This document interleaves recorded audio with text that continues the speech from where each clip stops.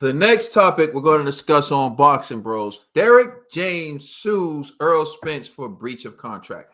All right, so I'm gonna give you a summary of the article. I'm going to show you the article so that you can review it yourself if you want, or you can just go with the summary. But excuse me, this article is on Ring Magazine. You can go to the website and review the article. It says Derrick James, Errol Spence embroiled in two-way lawsuit amidst bitter split. So I'll give you the this right here, and then we'll move on. So excuse me, this ad is here. All right, so it says Derrick James and Errol Spence have only parted ways, but have taken legal action against one another. The Ring has confirmed that James filed a lawsuit against his now former client seeking damages in excess of $5 million. A 19-page breach of contract, fraud, and misrepresentation complaint was filed on April 17th with the 191st Judicial District of Dallas County, Texas. Spence filed a counter lawsuit on the same day seeking declaratory relief, according to a complaint also obtained by the Ring. The common thread of both disputes stem over a disagreement on James' due compensation from Spence's earnings. James, the Universal 2022 Trainer of the Year, has guided the entirety of Spence's 11-plus year pro career. So basically, in this article, they're stating how Errol Spence agreed to pay Derrick James 10% of his purse, right, for the Terrence Bud Crawford fight. Now, Errol Spence is arguing that he agreed to pay 10% of the guaranteed money, not the back-end money, which is what comes with the pay-per-view revenue and everything like that, which end up being $25 million. So Derrick James is saying, you owe me 10% of $25 million. And Errol Spence is saying, no, I owe you 10% of my base pay, which comes out to being $250,000. And he also says in the article that that someone named Al told him to only pay Derrick James $300,000 because that's more than enough compensation for training services.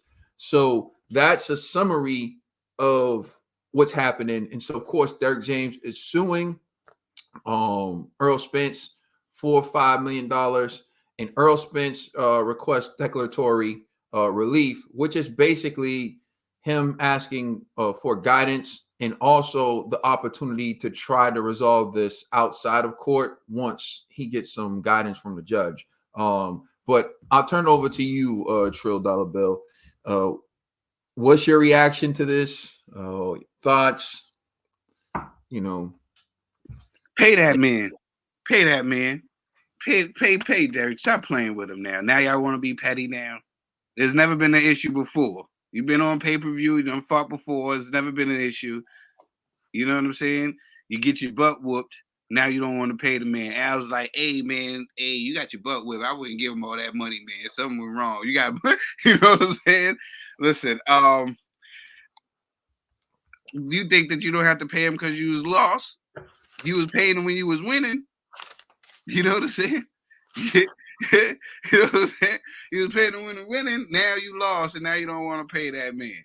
Pay that man. Stop playing with him. Derrick James got you there. He got you there. You know? This is what I don't like to see, man. And who we gonna go with, Errol? See what I'm saying? You lose one fight, everybody want to jump ship. Now you got everybody.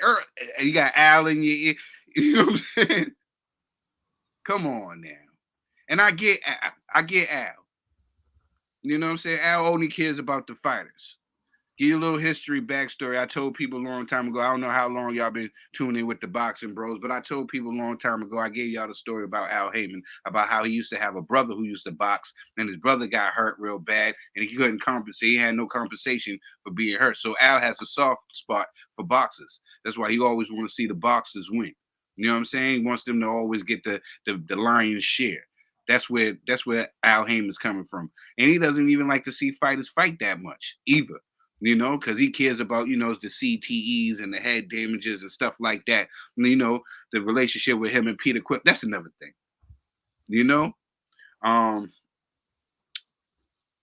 Errol, do what's right, and I feel like taking care of the man that got you there, got you those 3 belts, helped you collect those 3 belts, and was cheering with you before you was all famous, before everybody you was on your pound for pound and everybody was calling you their number one. He was there and he was helping you out, and there was no issues before. You make the biggest bag and you take the biggest L, and now you want to do wrong by Derrick James. I don't like it. It just seems funny to me. Pay that man. Stop blaming him for your loss to TC. Just pay him. Just pay him. And I'm wondering who's going to be in Errol's corner now when you don't got Derrick James. But that's how I feel. Pay Derrick James. I feel a little bit more complicated. It's a bit complicated how I feel. Okay. So for starters, I just want to start with the objective facts, the nuts and bolts of one.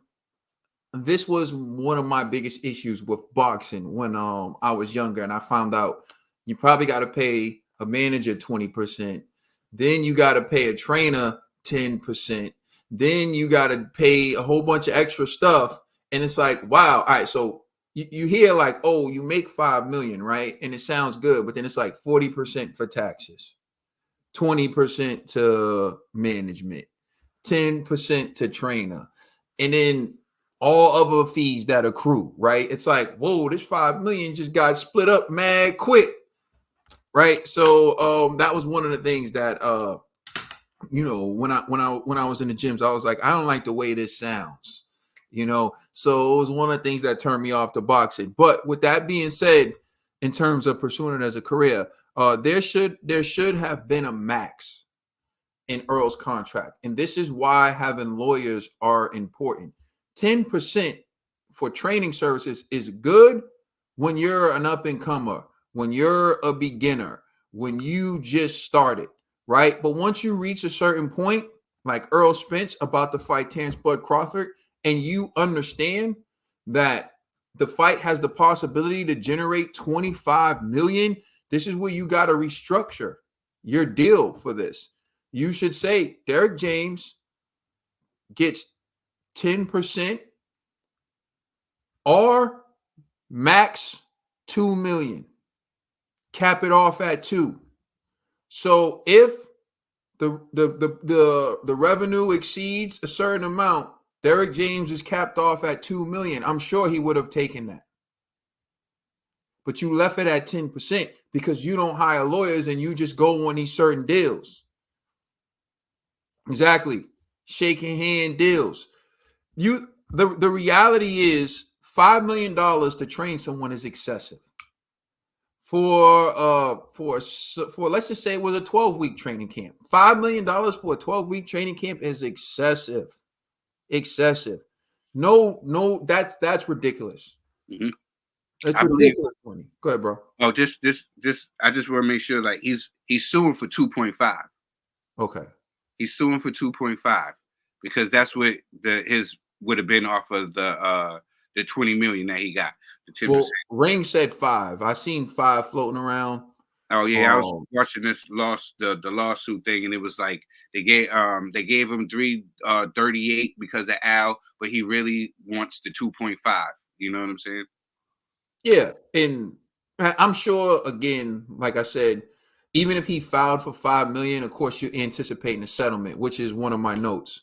This case is most likely going to be settled anyway, so it'll probably get settled in about 1.5, 2 million range.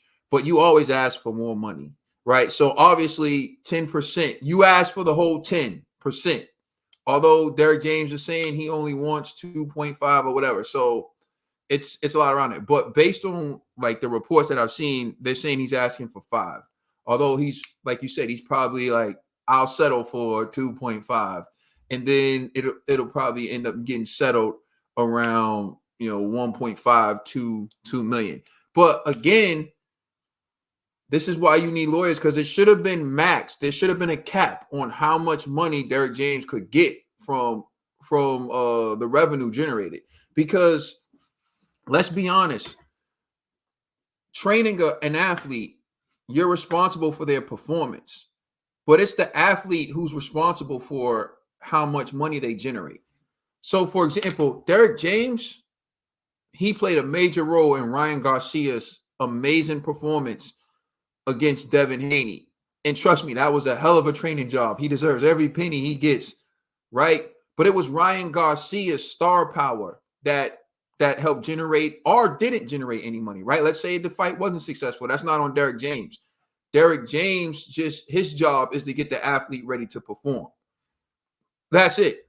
What the fight does. So to me, the revenue generated from the fight, Derrick James really shouldn't take part in that.